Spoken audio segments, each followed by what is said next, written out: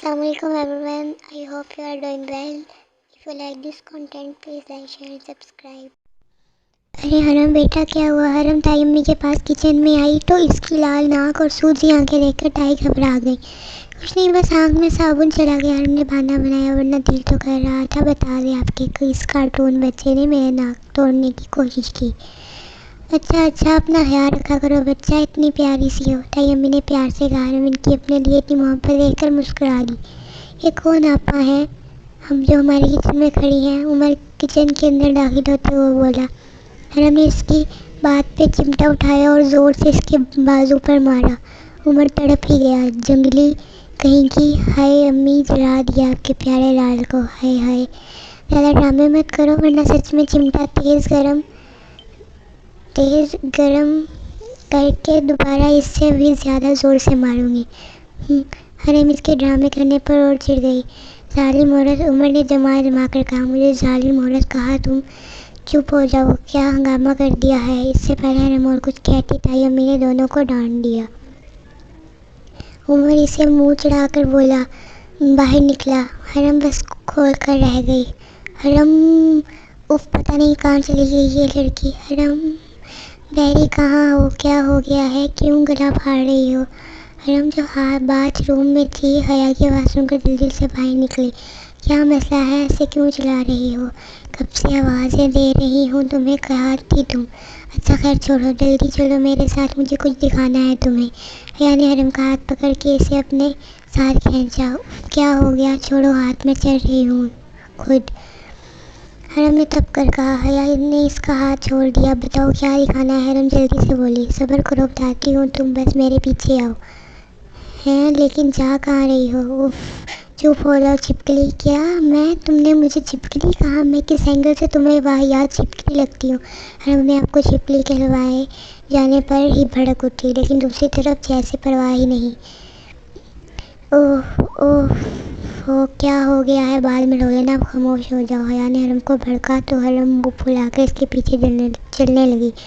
हया को कुछ नहीं कहने का फ़ायदा ही नहीं। दोनों आगे पीछे पोर्च में अपनी गाड़ी के पास पहुंची और गाड़ी में बैठकर घर से निकली।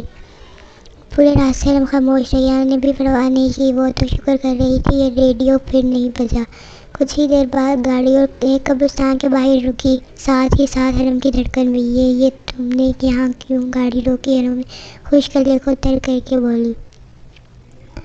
हया इसकी बात को नज़रअंदाज करके गाड़ी से बाहर निकल गई और इसके उतरने का इंतज़ार करने लगी। हरम ने आयतुल कुर्सी पढ़कर खुद पर आसार किया, फिर गाड़ी से उतर कर हया के साथ कब्रिस्तान की तरफ बढ़ने लगी। हया, तुम यहाँ करने क्या आई हो? जानती हो ना इस कब्रिस्तान में कोई नहीं आता, कितना सनसनाटा है यहाँ, अंधेरा भी बढ़ रहा है। हरम ने डरते हुए हया से पूछा। अरे डरो मत, मैं हूँ ना, तुम हो तभी मुझे ज़्यादा डर लग रहा है। खुद तो सबसे बड़ी फट्टू हो, सबसे पहले तुम भागती हो मुझे छोड़कर।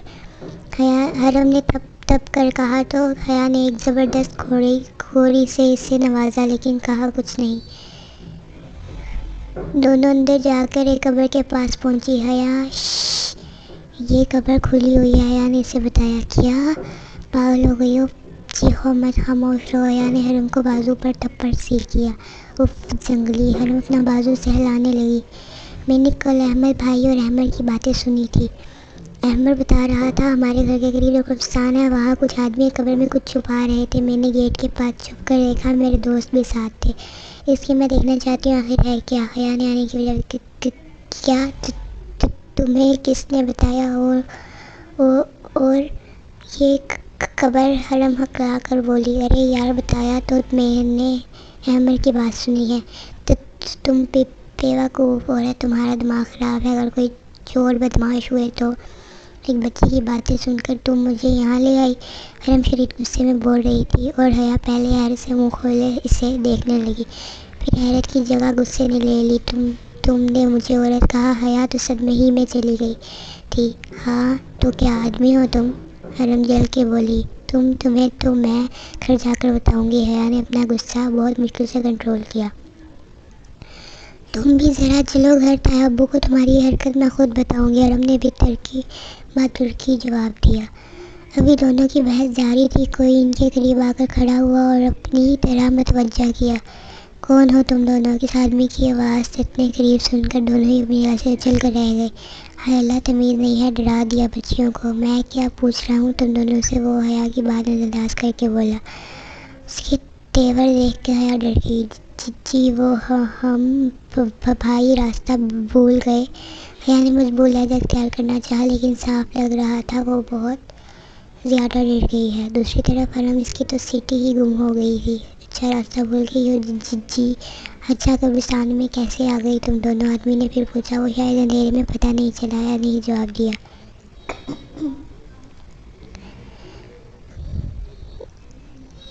اچھا تو گاڑی اس میں تھی، اندر آ جاتی، اندھیرا اتنا ہے، چل کر آنے کی کیا ضرورت تھی؟ گاڑی کو بھی تو اندھیرے میں کچھ نہیں دیکھا ہوگا نا، اس نے طنز کیا۔ حیا اس کا طنز سن کر جل بھن گئی۔ اے مسٹر، تمہیں کیا مسئلہ ہے؟ ہم کیسے آئیں، کیوں آئیں؟ شرافت سے 9 2 11 ہو جاؤ یہاں سے، حیا نے چٹکی بجا کر کہا۔ اسے کھوری ماری۔ چپ ہو جاؤ اور بھاگو یہاں سے، ورنہ اگر غصہ آیا تو ہم دونوں کو زندہ نہیں چھوڑے گا۔ چپ رہو چپلی، یہ ہوتا کون ہے؟ ابھی حیا آگے اور بھی کچھ کہتی، ایک دم ہی اس کی زبان کو بریک لگی، کیونکہ مسٹر ایک دم غصے سے لال پیلا ہو گیا اور حیا کی طرف بڑھا۔ پیچھے کی طرف قدم بڑھائے اس سے پہلے وہ پھر ان دونوں کی طرف بڑھتا۔ دونوں ہی چیخیں مارتی دوڑ لگا چکی تھی۔ آدمی ان کے پیچھے بھاگا، لیکن جب تک وہ ان کے نزدیک آتا دونوں گاڑی میں بیٹھ چکی تھی۔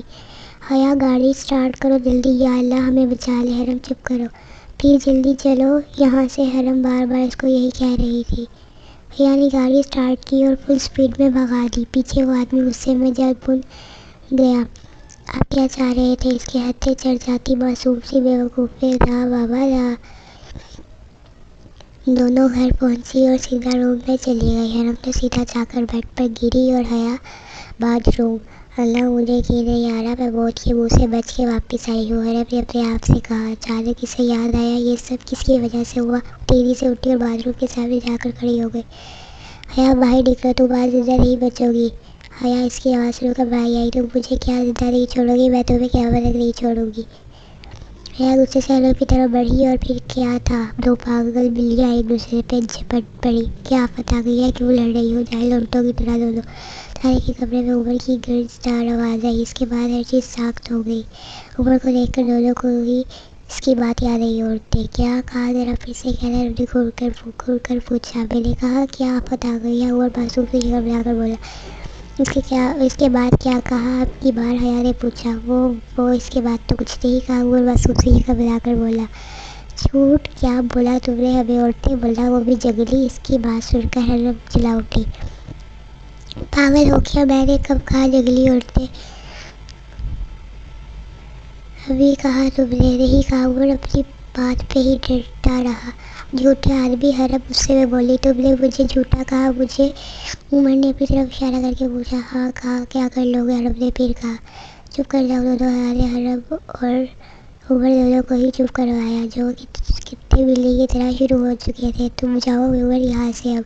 عمر غصے میں بڑبڑاتا چلا گیا۔ تم نے دیکھا اسے، عمر کے جاتے ہی حرم نے حیا کو کہا۔ ہاں دیکھا، اور اسے اور تمہیں بھی، حیا نے غصے سے اسے کہا۔ سنا نہیں اس نے ہم دونوں کو کیا کہا؟ حرم نے پھر اپنی بات دہرائی۔ تو کیا ہو گیا؟ میں لڑکی ہوں، مجھے عورت بول کے چلا گیا، وہ بھی جاہل عورت، حرم نے پھر کہا۔ اس بڑھیا نے کوئی جواب نہیں دیا، کیونکہ عمر اور حرم دونوں ہی سنتے کم اور فضول زیادہ بولتے تھے۔ السلام علیکم ابو۔ وعلیکم السلام۔ میری گڑیا کیسی ہے؟ میں بالکل ٹھیک ہوں، آپ کیسے ہیں؟ اور گھر میں سب کیسے ہیں؟ امی اور حمزہ کہاں ہیں؟ حرم اپنے ابو سے فون پر بات کر رہی تھی۔ ہاں ہاں ہاں، آرام سے بھائی، سانس لے لو، اور سب ٹھیک ہے۔